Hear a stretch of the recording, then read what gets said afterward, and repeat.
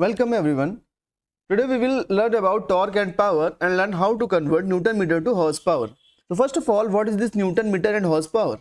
Newton meter is the unit of torque and horsepower is the unit of power. Now what is torque and power? So torque is the rotational force which allows an object to rotate or revolve about an axis. For example, when we tighten a bolt with the help of wrench, we apply rotational force, that is torque, on the bolt with the help of wrench. And what is power? Power is work done per unit time, or how fast the work is being done. So now there is a fun fact that horsepower was invented by James Watt to compare the output of steam engines to the power of horses. So now let's move on to the conversion of Newton meter to horsepower. For this we have a formula for power which will give us power in HP, that is 2 pi multiplied by torque. Torque will be in Newton meter multiplied by RPM divided by 60 into 745.7.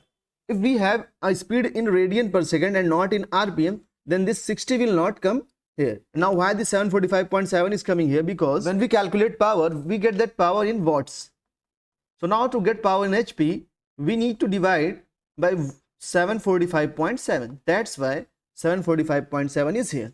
Now let's see some practical examples. In car engines, the torque produced generally is 320 Newton meter and RPM is 4000. And in mixture or blender motors, torque produces 1.5 Newton meter with an RPM of 15,000. And in industrial machines like hydraulic presses or factory conveyor motors, we have torque of 320 Newton meters with an RPM of 4000.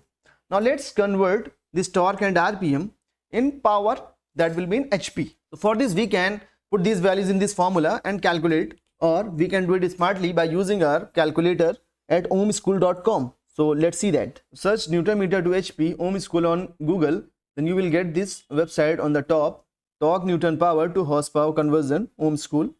So click on this. Now website is open. Move downwards and you will get this calculator. Here we need to enter the value of torque and rotational speed.